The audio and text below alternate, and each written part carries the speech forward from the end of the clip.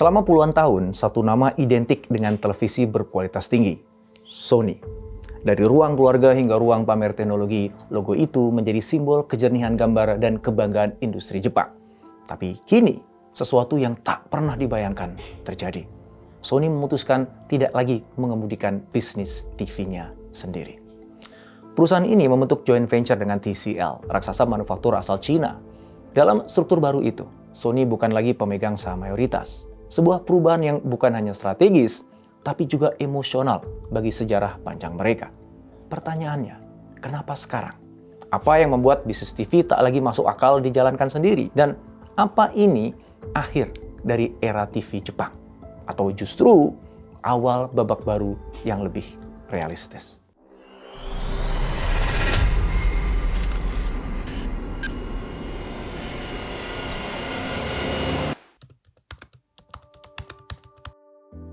Ternyata keputusan ini bukan langkah spontan. Sony benar-benar sedang mengubah arah besar bisnisnya.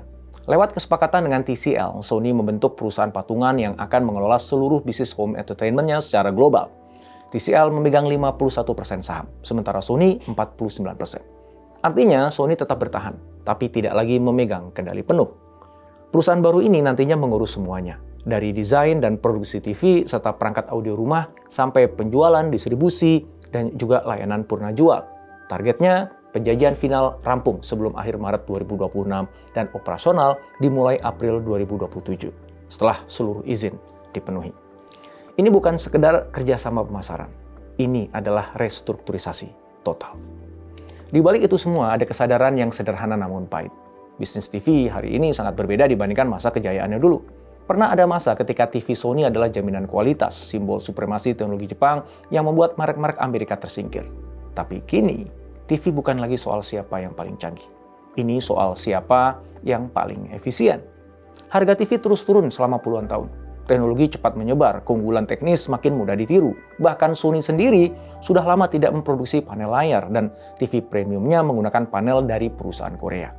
Bertahan sendirian justru berarti menanggung biaya besar dalam industri dengan margin yang semakin tipis.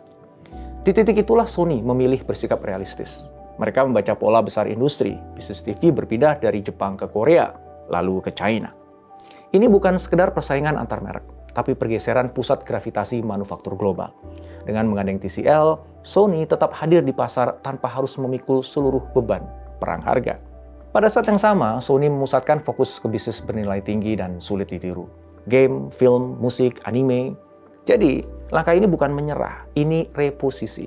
Bukan melawan arus, tapi memilih medan pertempuran yang lebih menguntungkan.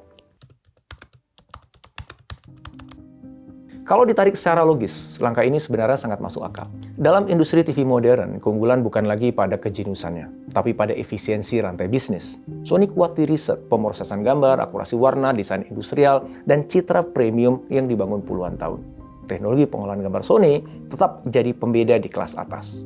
Namun Sony bukan pemain paling efisien dalam manufaktur massal. Di sisi lain, TCL tumbuh pesat justru karena kekuatan di sana. TCL unggul dalam skala produksi besar, efisiensi rantai pasok, dan kemampuan menekan biaya. Dalam satu dekade terakhir, mereka naik ke jajaran produsen TV terbesar dunia. Artinya, kolaborasi ini adalah pembagian peran. Sony membawa teknologi, desain, standar kualitas, dan kekuatan merek global. TCL mengambil alih manufaktur, skala produksi, dan efisiensi operasional. Bagi Sony, ini cara menjaga posisi premium tanpa tenggelam dalam perang harga. Bagi TCL, ini jalan pintas menuju legitimasi global. Langkah ini juga bukan anomali. Banyak raksasa elektronik Jepang menghadapi dinamika yang serupa. Mereka yang bertahan adalah yang berani naik ke rantai nilai yang lebih tinggi. Hitachi kini lebih mengandalkan platform data dan analitik Lumada. Mitsubishi Electric fokus pada infrastruktur dan sistem industri. Toshiba memegang aset besar lewat Kioxia. Sementara Sharp yang terlambat keluar dari TV akhirnya harus diakuisisi. Dalam konteks ini, keputusan Sony bukan pengecualian, melainkan bagian dari evolusi yang masuk akal dalam industri elektronik global. Tapi masalahnya, kolaborasi seperti ini tidak bebas risiko. Bagi Sony, melepas kendali mayoritas berarti sebagian kontrol eksekusi ada pada tangan mitra. Risiko reputasi jadi sangat nyata. Posisi premium Sony bergantung pada konsistensi kualitas. Jika kualitas meleset, Taruhannya adalah nama besar yang dibangun puluhan tahun. Meski begitu, kepemilikan 49% memberi Sony ruang untuk tetap terlibat dan menikmati potensi keuntungan. Bisnis TV yang sebelumnya padat modal, kini menjadi model kemitraan yang lebih ringan secara finansial. Tekanan dari biaya panel, perang harga, dan risiko stok bisa dikurangi. Bagi TCL, ini lompatan kelas. Menguasai 51% bisnis TV dan audio rumah Sony, membuka akses ke teknologi pemrosesan gambar dan tuning audio kelas dunia. Mereka juga menumpang pada reputasi merek Sony yang dipercaya konsumen. Data Parks Associates menunjukkan mayoritas rumah tangga berinternet di Amerika Serikat memandang Sony sebagai merek berkualitas dan bisa diandalkan. Singkatnya, Sony mendapat efisiensi dan fokus, sementara TCL mendapat legitimasi dan nilai tambah. Sebuah simbiosis yang jarang terjadi tanpa kepentingan strategis yang benar-benar seimbang. Lalu, seperti apa masa depan industri TV?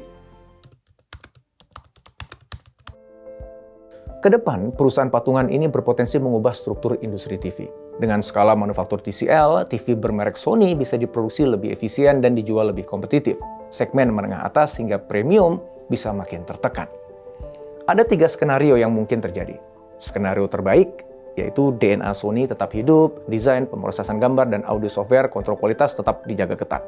Dan hasilnya, TV tetap terasa Sony, tapi diproduksi lebih efisien. Dalam kondisi ini, Bravia bisa tetap premium atau bahkan lebih kompetitif tanpa kehilangan identitas. Skenario terburuk, Sony hanya meminjamkan nama.